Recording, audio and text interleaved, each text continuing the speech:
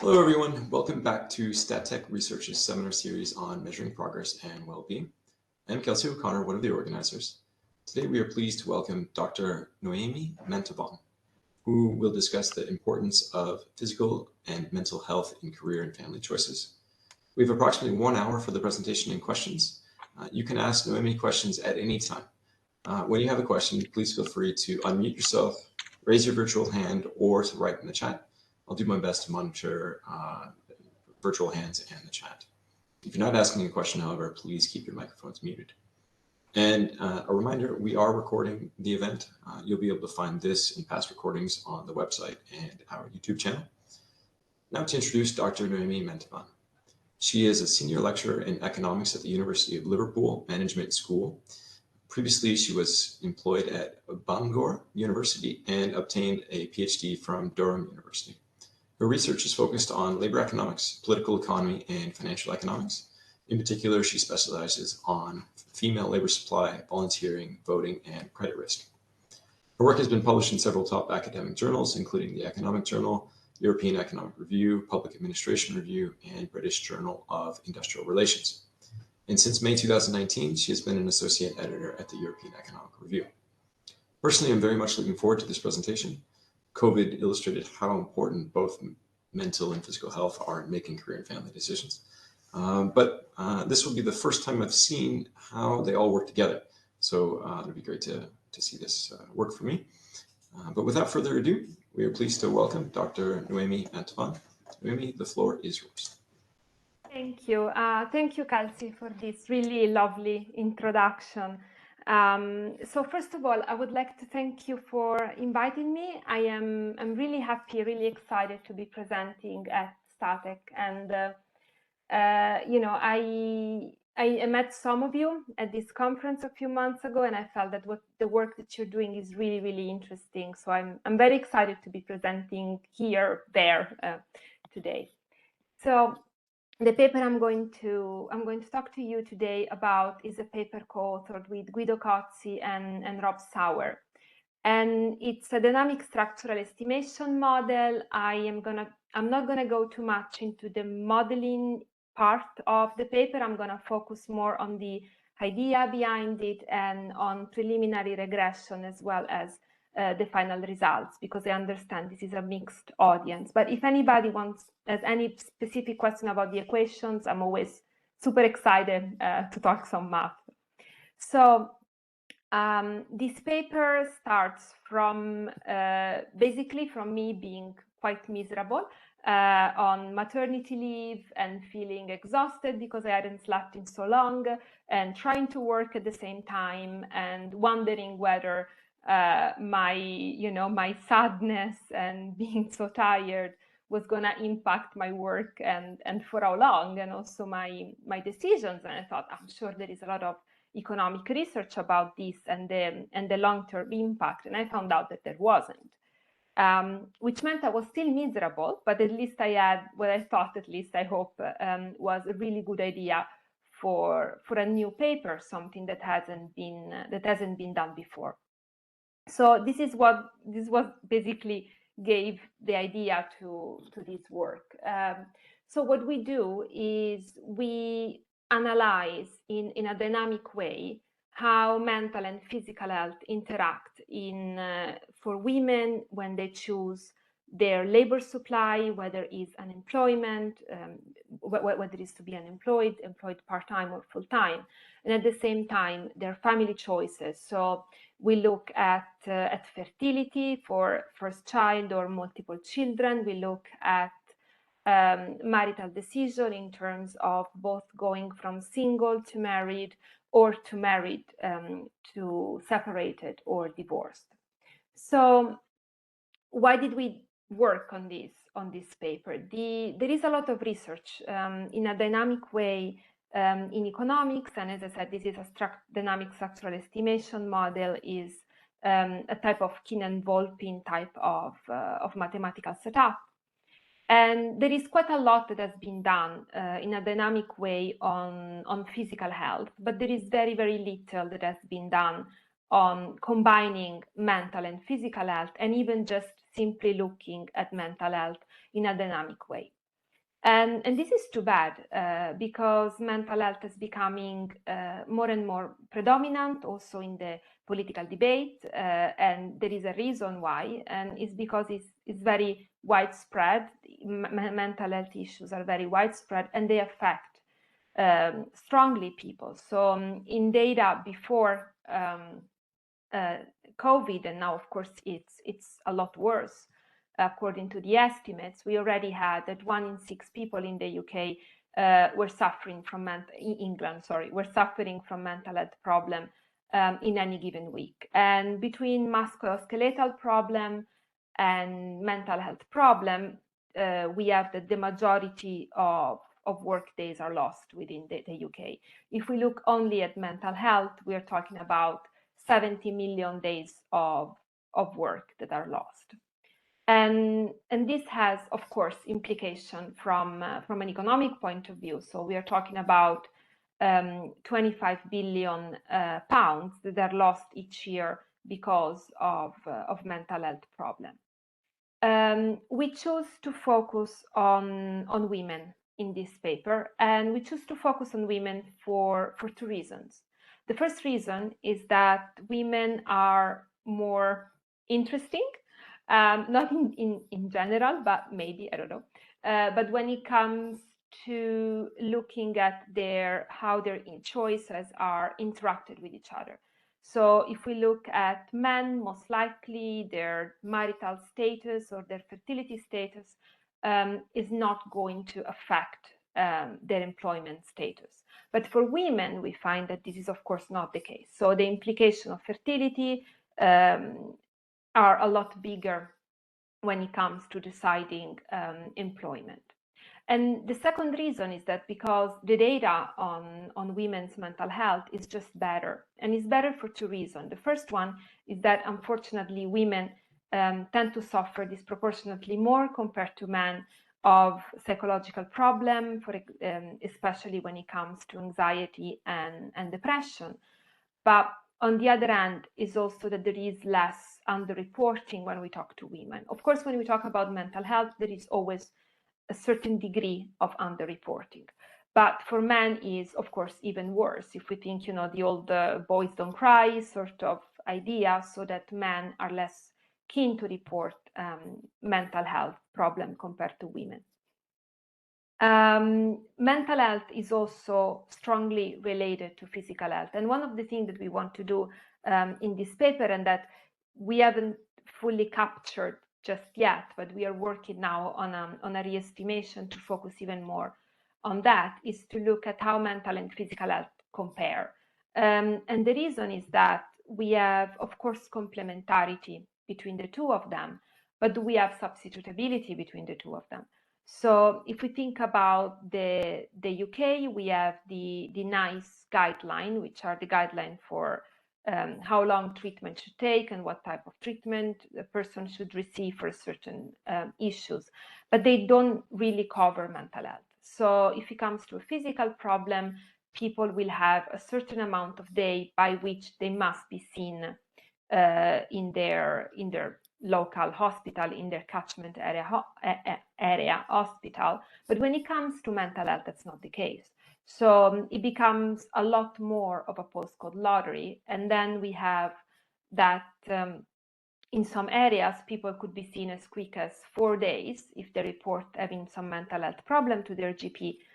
In other areas, it could be up to 2 years. So there is really a huge difference, and there are no guidelines that are for the entire country. And this is true for many other countries, so it's not an idiosyncrasy of the UK system.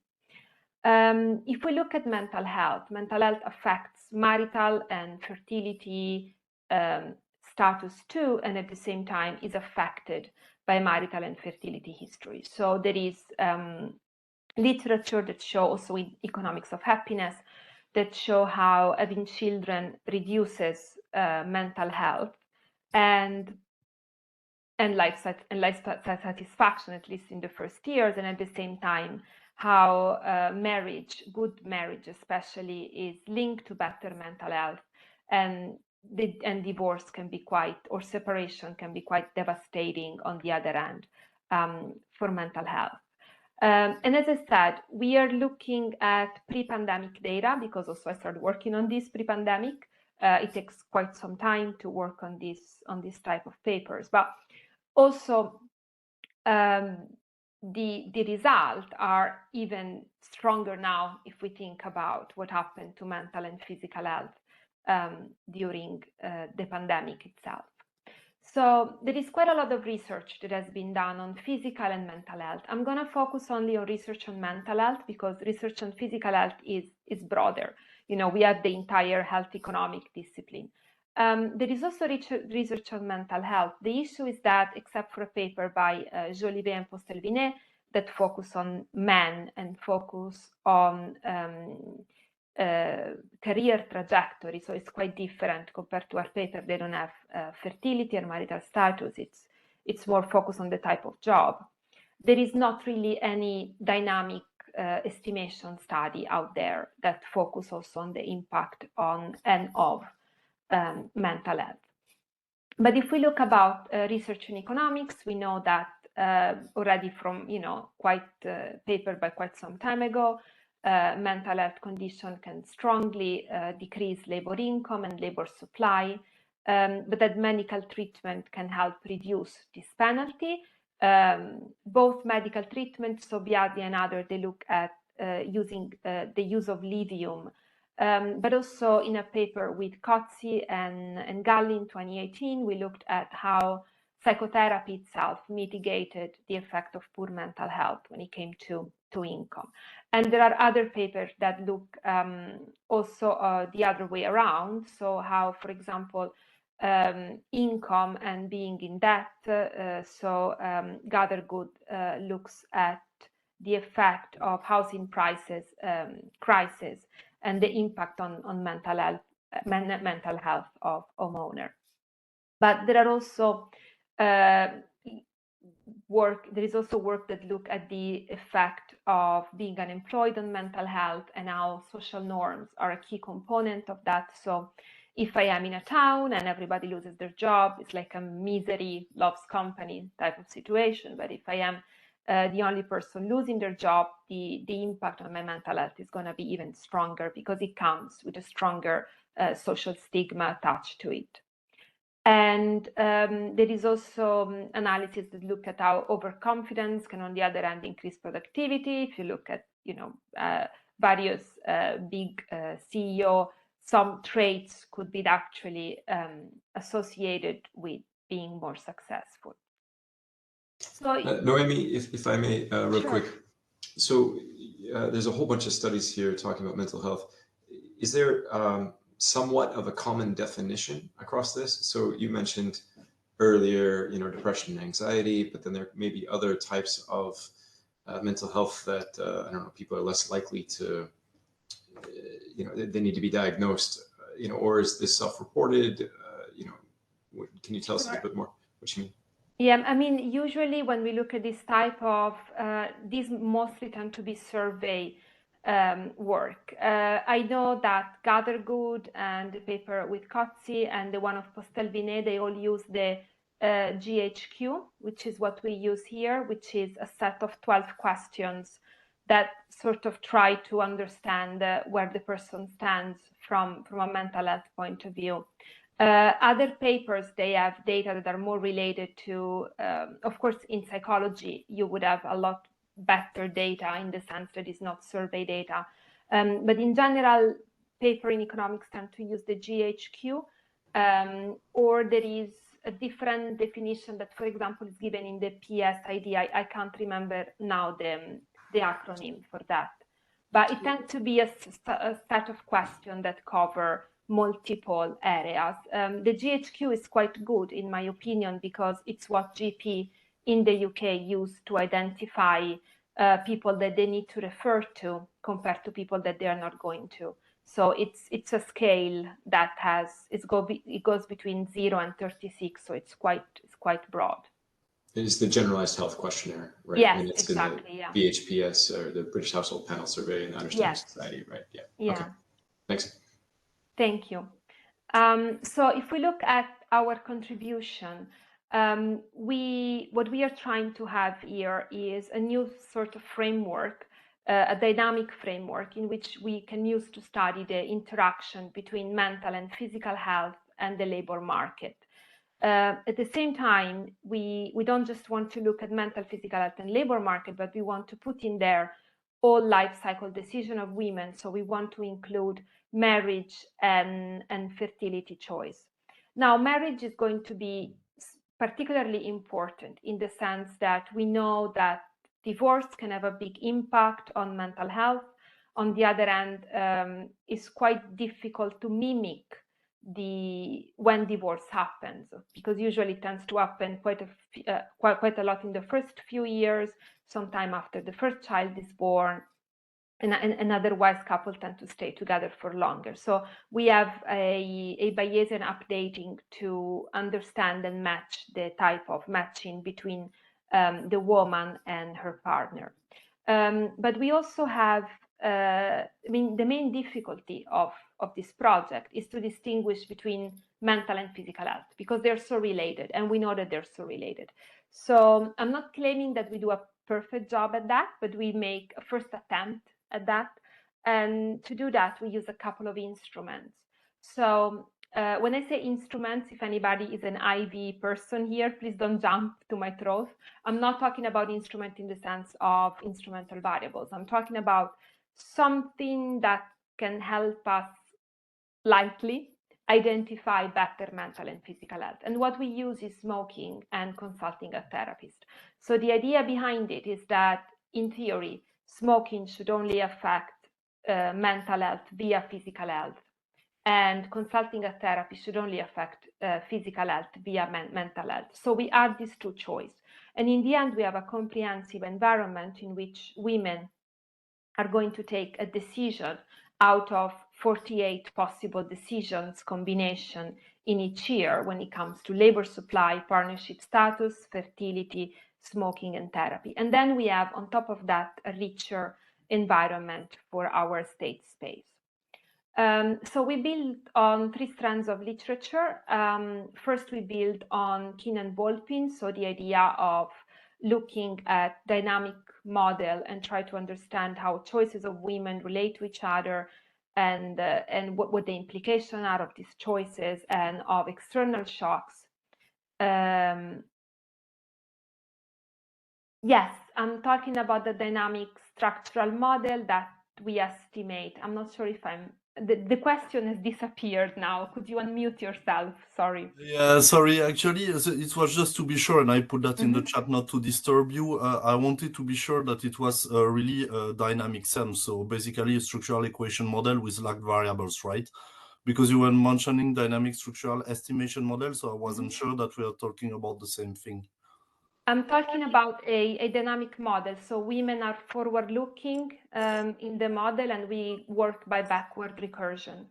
Okay, so but basically, to my question boils down to there is no real identification strategy. It's really a same where you impose the direction of causality, right?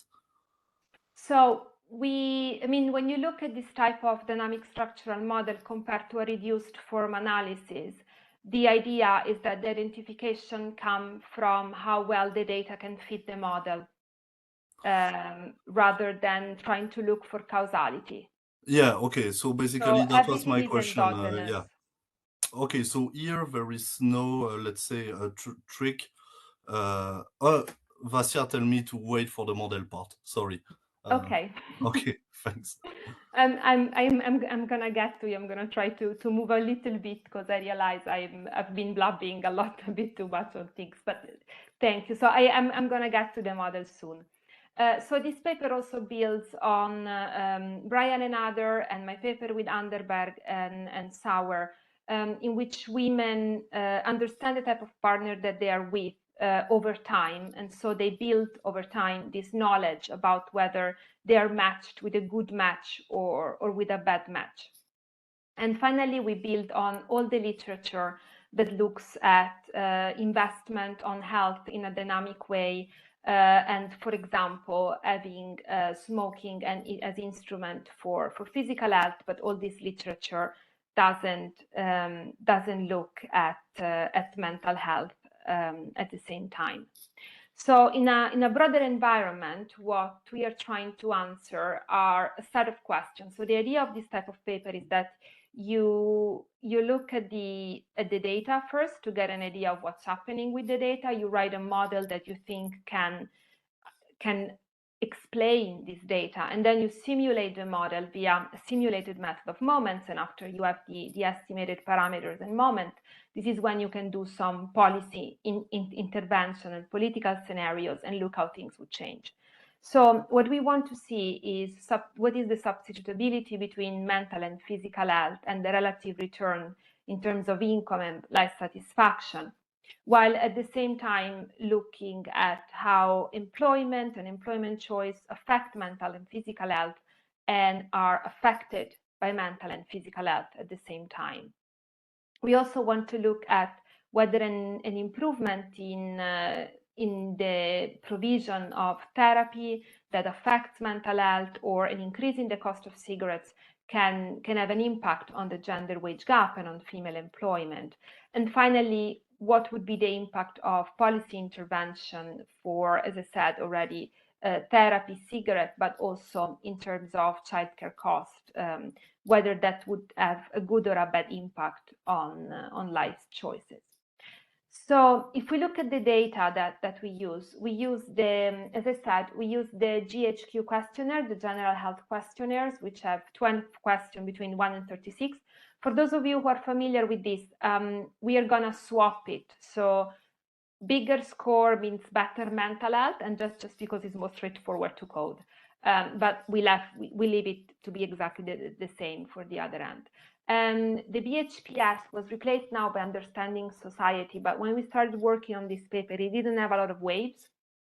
So the BHPS was a better choice for us. And it follows women for several years. We mean people, not just women, but we focus on women. And we also have information about physical health. We use a cruder measure here because we just look at whether the person said that their physical health is better or worse compared to other women. And then we have information about marital status, income, partner income, education, work supply, labor supply, sorry, how much they smoke, and whether they see a therapist. We focus on white women, and the reason is because we know that the parameters could be different for non-white women, and thus we would need to re-estimate the model multiple times, and it takes a couple of years. So for now, we focused only on women, white women between the age of 21 and 50. So we have quite a good sample of 57,000 women year observation. So I have a few summary statistics here. I'm not going to read through all of them. The average mental health is about 25 out of 36, and about 75% of the sample feel that they have a rather good physical health compared to women their age. So if we look at smoking, we have that about 30% of the sample smoke, but that goes down with age quite a lot, and we take into account age in all of our estimates. And at the same time, we have that only about 2% of women see a therapist in each year. But if we cumulate how many see therapists over the time that they are in BHPS, that goes up to about 10%. So it's not that small. These are women between 20 and 50, so quite a few of them are married. In particular, it's about 72%. And we have a 10% who are divorced, and about half the sample work part-time, and the other is divided between unemployed or working part-time. And there is a distribution of number of children. We stop counting after 3, but about more or less more of half the sample, about 55%, has at least a child. So if we look at mental health, as I said, a higher number of mental health means better mental health in this case. We can see that the distribution is quite skewed. And if we look at the average mental health, that tend to go down with age, which is quite a common result in the literature. Women are all happy in their 20s, and then work becomes more demanding, they have children, they get sick, they bring home lice, and so on and so forth. But the good news is that it plateaus at 40 and actually even slightly go back up after 50, even though it's not seeable here, visible here. Now, psychotherapy tend to decrease with age. So this is a cohort in which we're looking at women between 1991 and 2008.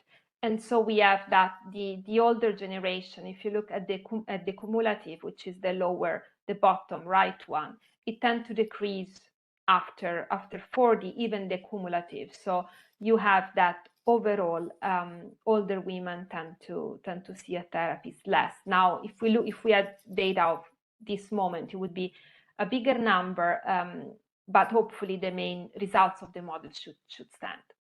So if we look at the average health, on the other hand, physical health, it tends to go down with age, as one would expect. And the number of smokers also goes down with age. So especially between the age of 25, 35, we have quite a big drop, which is fertility, the main fertility years in the sample. But the interesting thing, which I was not expecting, is that actually for women who do smoke, they increase how much they smoke over time.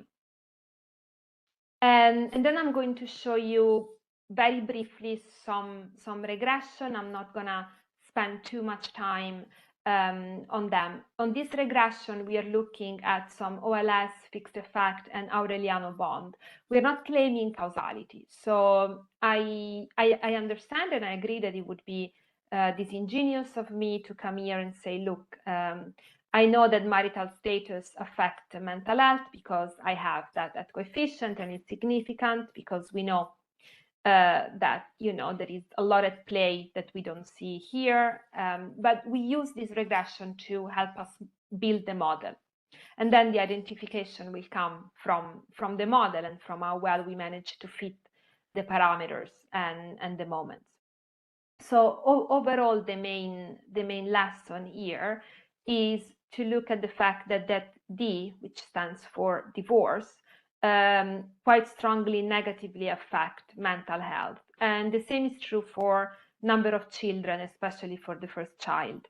Now, that axis over there, they represent, on the other hand, psychotherapy experience. So we stop after 3 years because we find that most women do not see a therapist for over 3 years in the sample. But we find that has a substantial positive effect on mental health if we use Aureliano bond estimation. And that, of course, better previous mental health is positively related to current as well as physical health.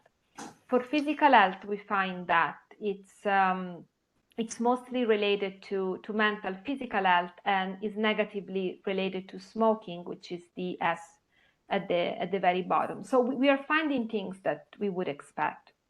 Noemie, yeah. if I can, real quick. Sure. So right now, this, if you go back one previous slide to the regression, yeah. So you're not allowing for any adaptation here, and maybe you will in the dynamic model. So people initially have a negative response to having to becoming divorced, but then they adapt over time. Is that something you can address, or is it going to be too data intensive or modeling intensive? So I mean, it's a little bit too difficult to have, for example, that divorce stops having an impact after a couple of years, or multiple years. What we have is that if the status changes again, is associated with a different number. So counting the years after something happens, it's possible.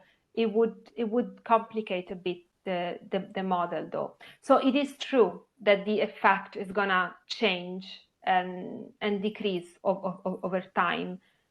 Probably it's something we could look into. Actually, I'm gonna make a note of this. It's a very good comment. Thank you. Thanks. Even with marital status, we've seen in the life satisfaction literature, so maybe you do it the year of, and then year following, and then you do another categorical variable for 2+ or 3+ years following. and then you might get some different estimates and you'll better fit the data. Yeah, it's a very good point. Yeah, thank you. Yeah, I mean, I need to see, to be honest, whether it's possible, because if you add a counting of times in something happening, it means you're keeping track of a lot more things. True. But yeah, I'm definitely gonna look into it. Thank you. And you don't have employment status in this one either. We are not looking at deployment here, but actually this is what we are doing in the current new estimates, which I couldn't present today because they're not finished. Sure. Okay. But now we are looking at adding employment status in here, because we need to, I mean, we are capturing it already. So in the model, we already have that a change in employment status as an impact on mental and physical health that goes through marriage and through fertility. It's already there, and to be able to afford a therapist too. It's already there, but we are working on making it more explicit. Yes. Okay. Thank you. Thank you. So if we look at data by education, I'm gonna go a little bit quick here, but in general, women who are better educated tend to have a better mental health, to see a therapist more, to have a better physical health, and to smoke less, which is quite consistent with the literature. And at the same time, we also have that women who are married tend to have better mental and physical health, tend to smoke less and to see a therapist less, and divorced women are the ones that seem to have the worst in terms of mental health, physical health, smoking, and more of them consult a psychotherapist. Is about 5% of divorced women.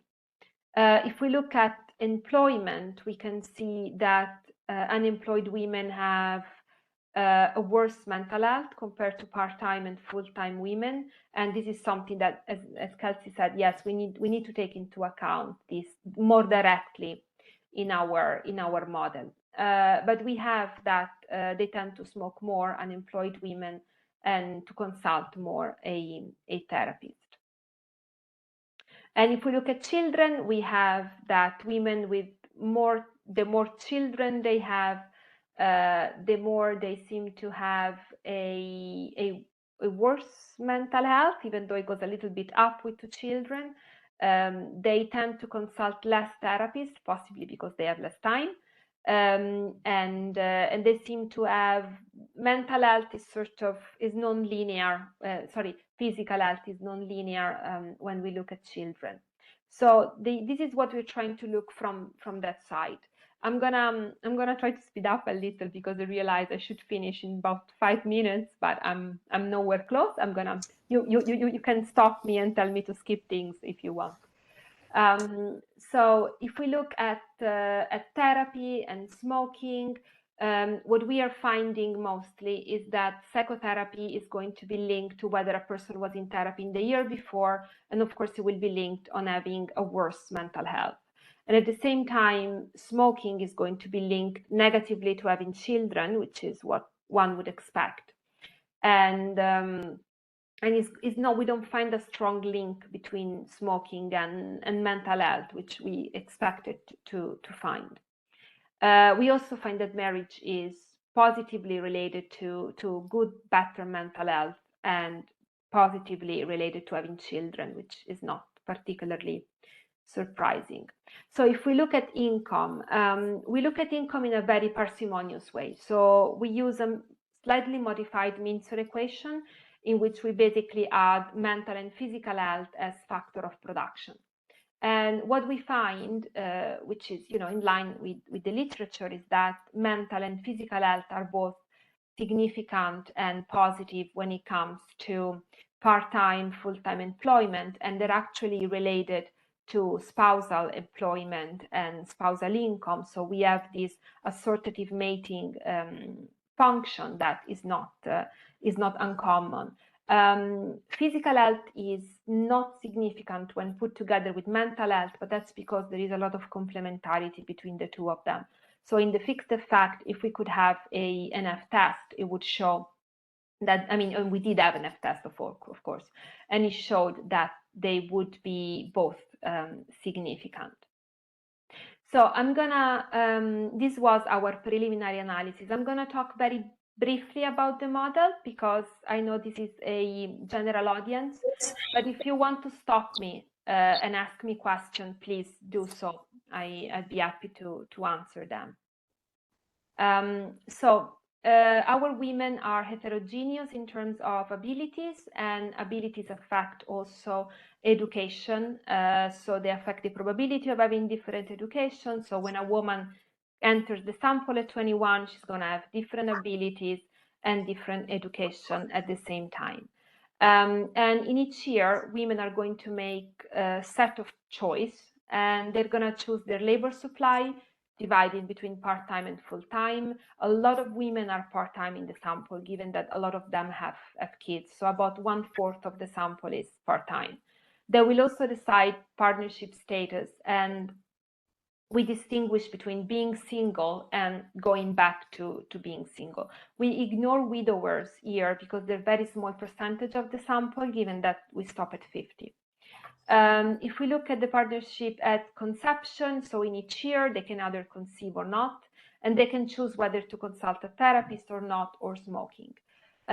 Smoking, we make it into a dichotomous variable because we found that in the reduced form analysis, it was what was capturing better the effect, really, rather than looking at the intensive margins. So in this case, we have that women in each year are going to take one of 48 possible choices.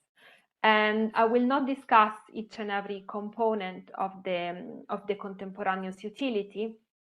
It's basically a simple CRRA equation, and we consider all the various utility in a semi-linear way that come from the various components plus a shock. We also have consumption, and the only thing I will discuss about consumption is that little tau in the beginning, which basically tells us that if a woman is married, she's going to share consumption with her husband and receive a proportion of the income of the husband, or cohabiting partner. We merge the two stati into one. And then what we look at is the maximization of the value function. So we look at the value function between the age of 20 to the age of 52 with their expected maximization for each year into the future. So as they move on, they keep maximizing by backward recursion and looking back at the average possible expected utility that they would have for the rest of their not of their life, but up to 50. And then we simulate extra years to make sure that we take care of the final order condition. Now, mental and physical health are going to be very similar in terms of equation to what you saw in the regressions before. And then we have a utility that comes directly from having mental and physical health, as well as mental and physical health entering in the wage function. We also have that psychotherapy improves mental health. In particular, we keep stock of the therapy experience and whether somebody consulted a therapist the year before. So we in this case, we do what Kelsey was saying before about looking at the timing. So we look whether they had therapy the year before, but at the same time, we look in a separate equation at the stock of therapy that they have. So we try to distinguish both of them, the short-term effect and the permanent one.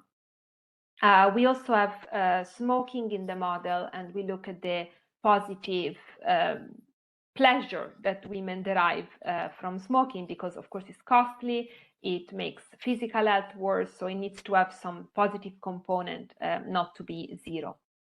The wage are basically the Mincer equation that I showed you before, and we look at the woman, part-time, full-time wage, and also we look at the husband wage. We estimate the husband wage or partner, and women accumulate experience over time, with part-time experience being a bit smaller compared to full-time experience.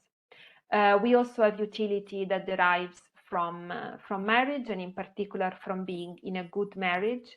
I'm not going to go into the Bayesian updating too much, but basically over time, they receive a signal about the quality of the marriage. The signal is above 0.5, so it's overall tend to point them in the right direction, but it comes with a shock.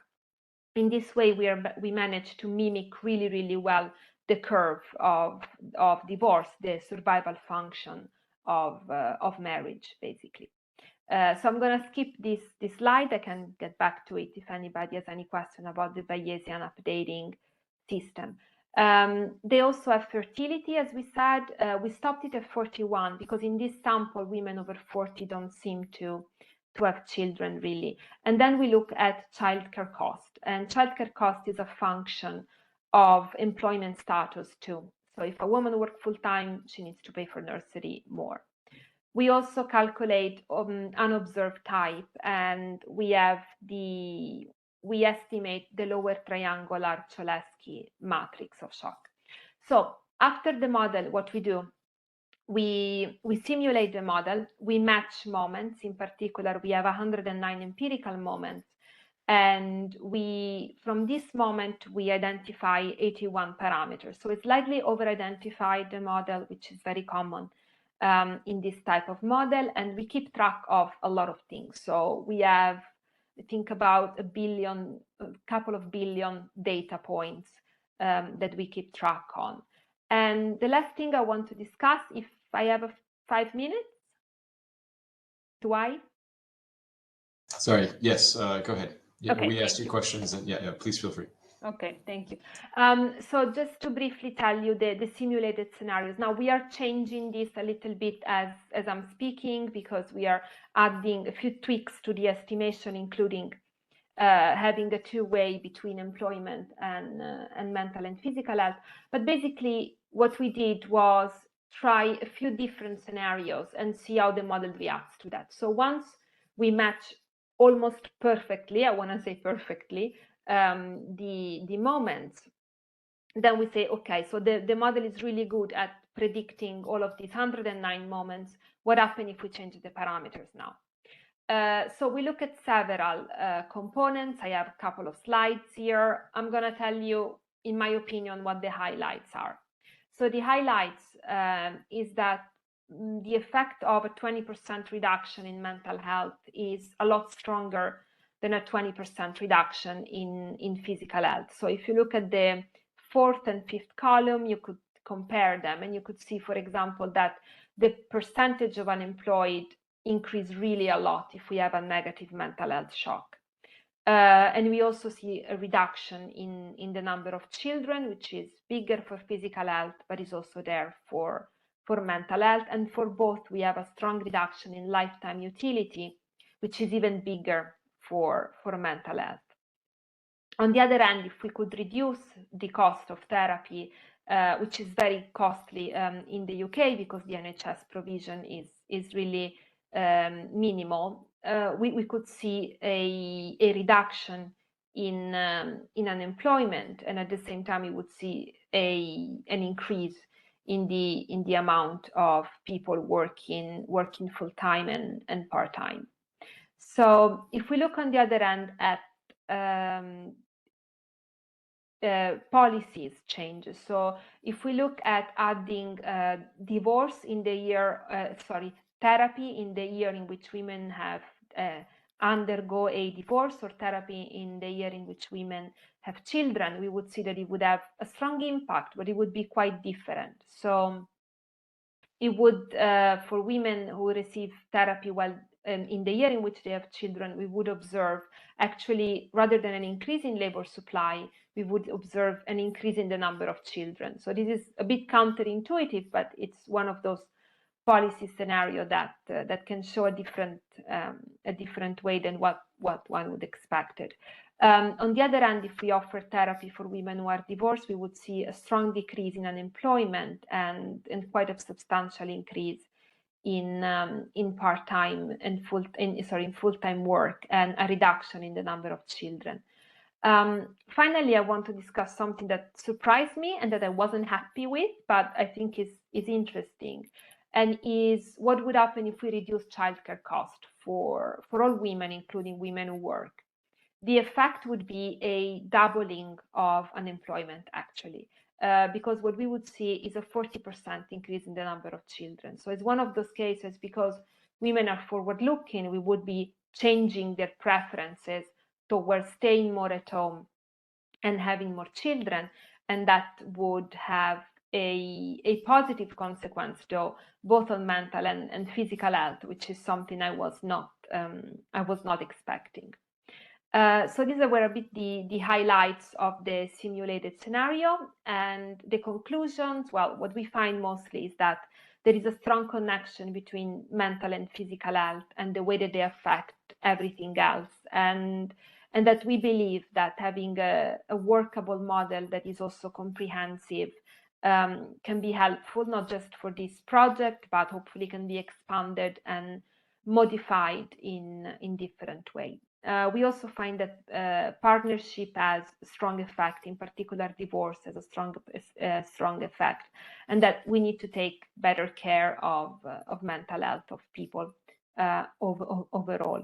So this was it for me. Thank you very much. Is there any questions? Thank you very much, Noemie.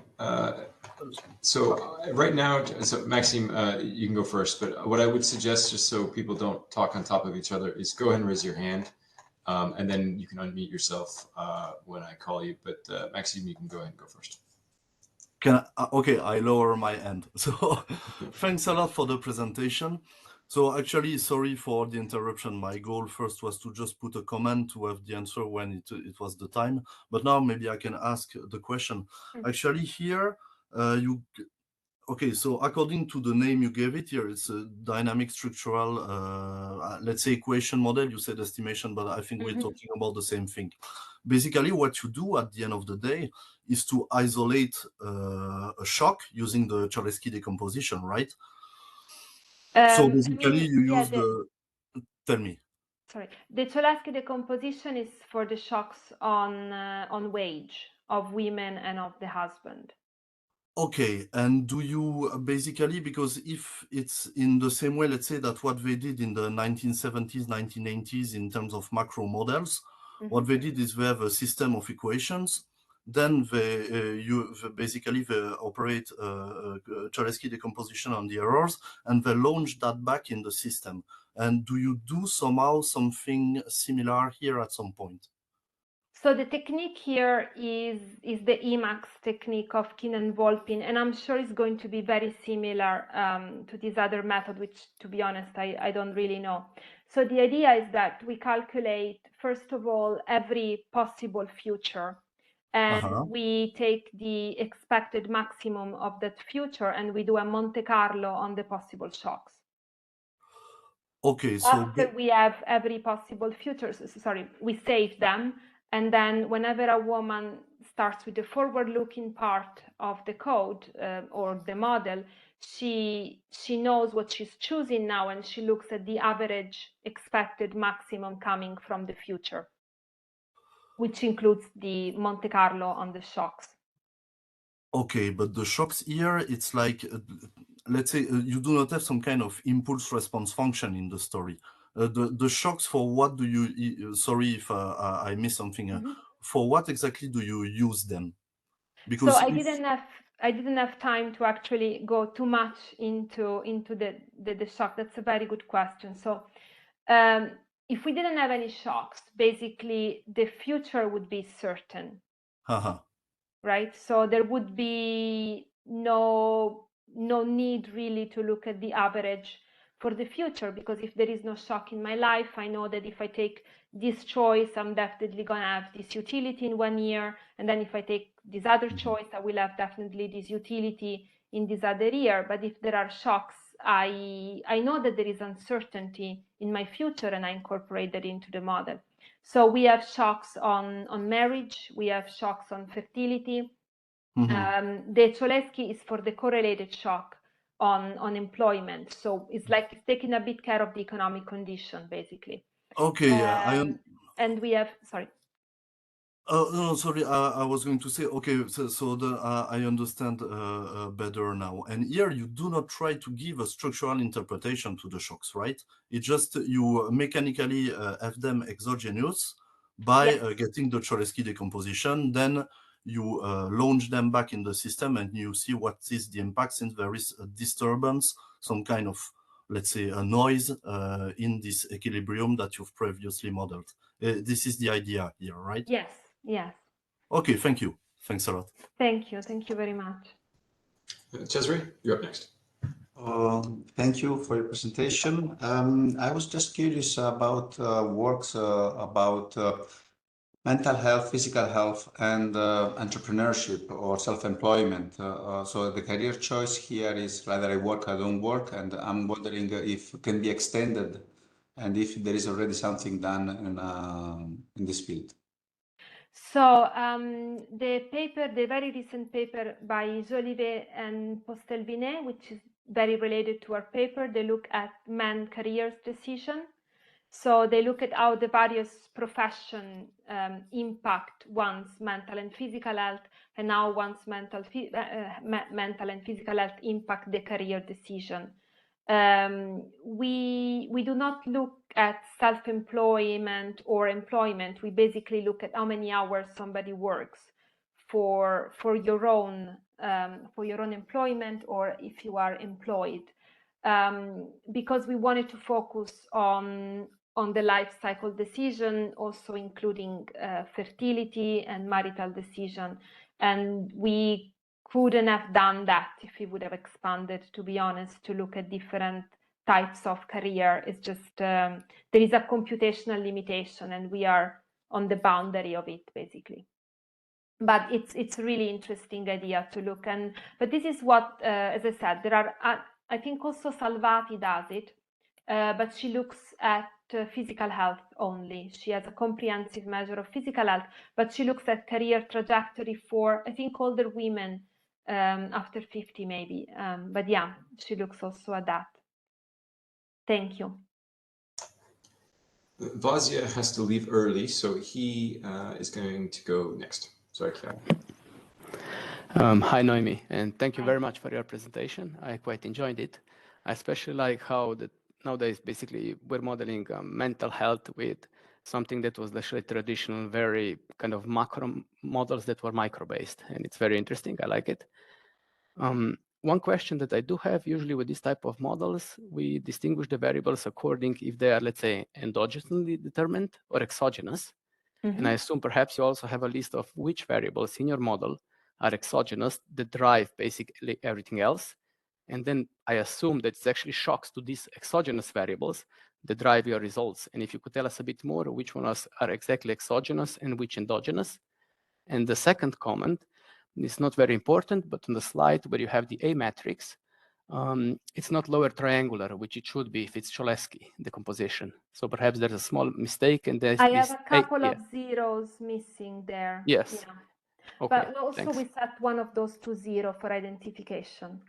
Makes sense. Thank you very much. Yeah. You are absolutely right on that. Yes, I am taking a bit too much space on that matrix. So yes, to go back to your first question, to be honest, except for the shocks and for education and abilities, everything else is really endogenous. So almost everything stems from their choices.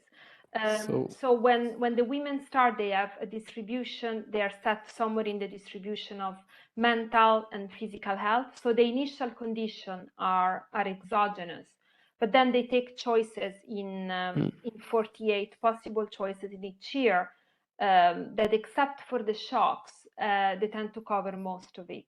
We also have a probability of receiving a marriage proposal, and there is an external probability of receiving a good match or a bad match, which is linked to education.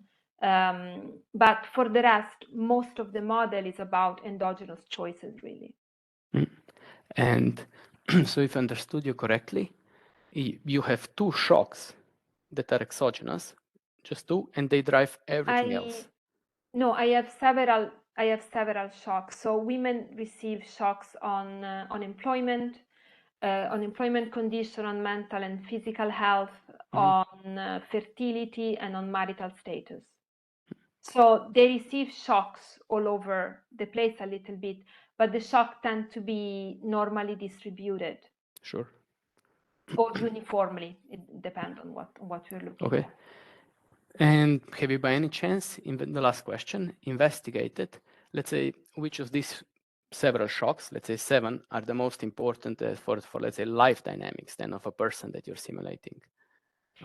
We do not look too much into the shock, and the reason is because in this type of, I want to call them Keenan-Volpin labor model, the shocks are the hardest thing to identify. Yeah. So we try to keep them to a minimum, and we only add them when you really need that openness in the model, because otherwise you couldn't match. For example, to match the moments. For marriage, exactly. If you think about marriage, if you don't have any shock, Sure. you would have certainty of divorce from the beginning, and it's not something that we could have. So we try always to keep them to a minimum, and yes, we estimate them, but overall, it's it's not something that we tend to focus too much, because they're really difficult to identify because you don't see them in the data. Sure. Okay. Thank you very much. Thank you. Thank you. Thank you. So Chiara, you're up next. Thank you, Kelsey. Maybe you want, shall I read out also Francesco's question? I can do it first if you'd like. That's fine. Because you can do that first, and I have something related, so I could come next. Thanks. We'll follow up then. Yeah. So unfortunately, Francesco had to leave, actually due to family reasons, so it fits perfectly in with this presentation. So he asks, is it possible that social stigma could be an omitted factor that could systematically affect your estimates? For instance, more educated people could have higher probability to see therapists because they have a systematically different approach to others' judgment. Thank you. Yes. So if we look at the function of consulting a therapist, let me just, we have a probability of consulting a therapist. I hope I added it here. So we see a cost of therapy. And even though we don't model it directly, we do have that education is going to affect mental health. It would be factor into the abilities, which partially depend on education with the linear probability model. And we would have therefore that, yes, we have that therapists tend to be more seen by more educated women is actually one of the moments that we look at. So we look, I don't have time to go through all the model. I didn't even have them here. But we look at, for example, therapy by age, and therapy by education, and therapy by employment status. So we do look for all of that, and we do match all of that. Yeah, it seems plausible. Okay, thanks. I think, Chiara, you can follow up then. Yeah, thanks, Kelsey. Thanks, Noemie. This is very, very interesting. And my question is also more a general remark. I'm always a bit dubious when regarding the concept of mental health that is often used in socioeconomic studies. So my question is basically here, what is your concept of mental health? And is there a way with your data to say, make a difference between mental health status that are less severe and mental health status that are more severe? I was wondering whether this maybe this does not affect your research question. I'm not sure, but I'm also thinking about the debate that has been taken place in the UK recently, when one of the lead psychiatrists has commented on the British Medical Journal that whenever he hears about the mental health campaign, his heart sinks because resources are systematically diverted from more severe state which need a lot of support to less severe mental health conditions. So I wonder if also this has is relevant for your, say, policy conclusions or policy implication. So that is a very good point. So I wish I would have a better mental health variable. What I have here is, however, is what GPs use in the UK to define whether they should refer somebody or not. And the good thing of this measure is that it's a discrete measure, but it's quite varied. So we don't have just no problem or yes problem, but we look at the whole continuum of mental health. So we could not compare somebody who has 5 on the score and somebody who has a 36 and therefore is completely unable to function. But we do look at the distribution of the curve itself. So we don't just take the average, but we look at a distributional measure, and we look at it in a continuous way. So we try to be as comprehensive as possible on that. Of course, our study has limitation due to the fact that it's dynamic. We couldn't look specifically at all the various levels separate in a discrete way, which is what somebody could do in a reduced form estimate, what I did in the past in a reduced form estimate. But the issue is that looking at a dynamic way, there is a computational limit that we bang against at some point. I hope that this answers your question. Thanks. Thanks. And also another small point is about this sort of counterintuitive result on childcare and effects on employment.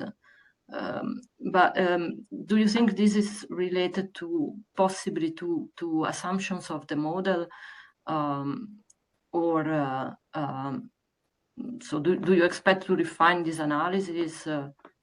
And possibly to go, please go. No, sorry. I was gonna piggyback on this, and so part of it you had to cover it really quickly, Noemie. Yeah.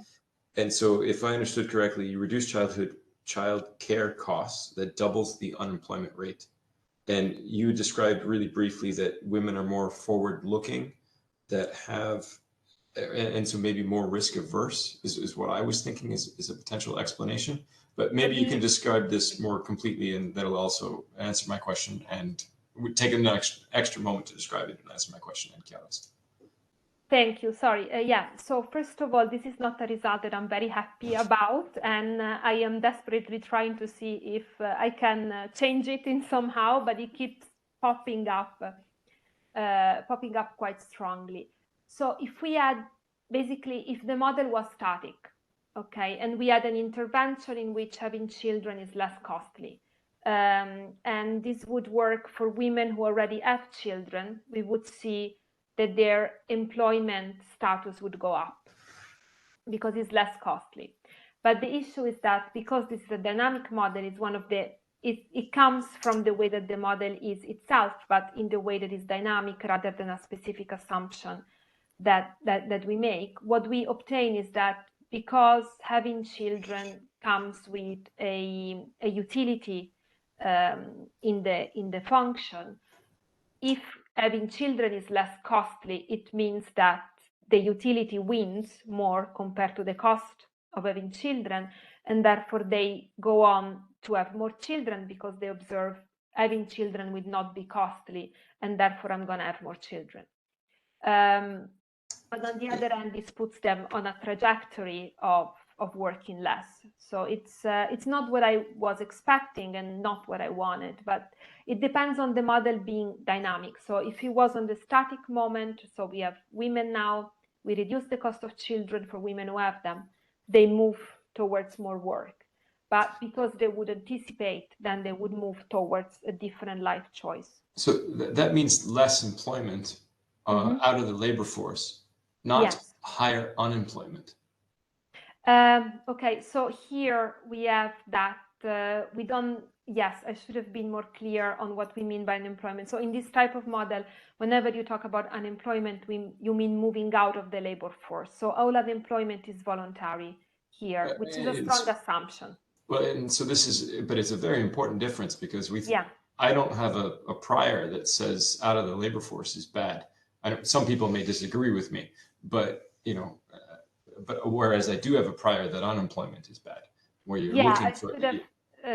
I'm just so used to talking about these things with small group of people that are really into this psychopathic way of doing things, that I forget a lot of the times to say this important difference. Yes, unemployment is completely voluntary, so we don't have a job offer probability here. Women who want to work can work. We tried to add the job offer, but it wasn't adding much. But yes, so it's about dropping out of the labor force and choosing to focus on family life compared to working. I should stop just for a second to check in with you. So we are, almost 10 minutes after 6 o'clock our time. No, it's fine with me, but I'm not sure if you still have a moment. I do. I mean, if we could finish before 5:30 due to family reason would be better. But if we can't, then it's also fine. Oh, no, I'm perfectly fine for another 20 minutes. We won't keep you that long. Just I'm thinking a couple of minutes, so no problem there. Yeah, absolutely. Yeah. Very happy, and thank you all for staying and asking questions. It's quite amazing. Chiara, did you have a follow-up? I jumped in on you. No, Kelsey, thanks. Yeah, I'm fine, yeah. We had a technical question from Cesare, and then also I wanted to follow up, though, just before Cesare, sorry. Also, Chiara's earlier point about mental health and how I would use different words, that it could be just non-linear. So there may be a threshold beyond which you have very different relationships. And I think that's also very likely to be true for physical health. And so you compare a 20% decline in mental health and 20% decline in physical health. And maybe that isn't a fair comparison because physical health only impacts you beyond a certain threshold. I understand that you cannot treat these variables discretely looking at each of the 36 steps on the, but maybe there are some thresholds that for both physical health and mental health that would make a lot of sense. It could be done perhaps with a reduced form model to try to identify the thresholds, and then you can use 2 or 3 or something like that so that it's not too computationally difficult. I'm taking notes as you speak. Yes, yeah, I agree. I mean, this simulation, they are not final. So we are still working on, and they are a little bit crude, I have to say. So the 20% is just, let's go, in this type of literature, you slap a 20% sometimes shock on things and just see what happens. But yeah, that's a very good point. Thank you. Yes, it's something that we have to look into. Okay, great, thanks. So we had, I'm seeing Maxime, but we had a question in the chat first from Cesare. He understands that the data, the first set of analysis, and I think generally it's all set on survey data. So does your analysis account for design weights? Also, he's asking about attrition. So, I mean, if you look at the BHPS, attrition is not terrible, and we did an analysis in the beginning, with preliminary analysis, and we found that attrition wasn't really a problem in this case. Of course, whether there is some problem with the design of the sample, that's something that we can't really control. I mean, in general, if you look at the BHPS, is one of those data sets together with the PSID, the National Longitudinal Survey 97-79, and the GSOEP and HILDA, who are considered quite reliable because they are so big. And attrition, I know that this is not a problem because we did some tests for that. So I hope this answers the question. And the survey weights? I have a personal fight with some studies that forget completely that they are also looking at surveys, and for health surveys it's quite well recorded that non-response rate underestimates. I mean, the people who are not answering are facing higher health problems than the ones who are answering the survey. And so sometimes there are procedures, and I'm wondering if you took this into account in your regression. That is a very good point, thank you. The short answer is we haven't looked at weights. It is, in our defense, it is a lot less problematic if you look at structural estimation compared to reduced form. Because if you look at structural estimation, we are trying to match the best that we can with the data that we can. So the idea is that if there is a sampling issue with the original data, we are exactly replicating the sampling issues.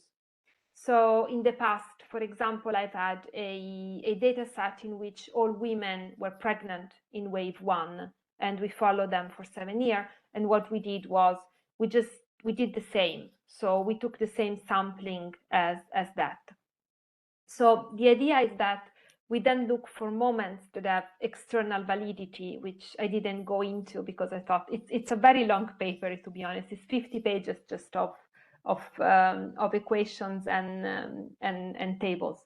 But so if we look at external validities, that's where we can see whether the model works also in a bit broader setting, and we find that it's quite the case here.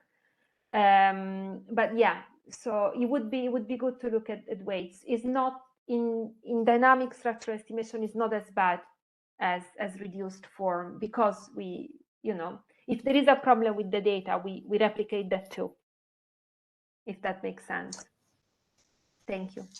So Noemie, I prepared you for a more content-oriented discussion, and in fact, we're spending a lot of time on the modeling. That's good. So I'm happy you're enjoying it, though. Maxime, I think you have the last question. We are much over time, so if you can try to be... I will try to keep it pretty narrow, Kelsey. No, actually, I had to leave, so I wanted to say, because I haven't said it yet, thank you a lot for the presentation. I really like the approach. It's an original approach given the subject, the topic. So I'm super interested, so thank you. Just something I wanted to mention before leaving, actually, is that maybe if you can be a little bit more careful with the use of structural here, because for me, and that's my point of view, it's somehow misleading. Because actually you do not really have theoretical justification for the exclusion restriction that are implied by the Cholesky decomposition. And actually this is also what maybe the reader expects when he reads about a structural model. Not having just orthogonality by using a Cholesky decomposition, but also giving a clear theoretical explanation. Can be because of the timing of something intuitive, to speak about structural, which implies the identification of the shocks. That's something maybe can be useful.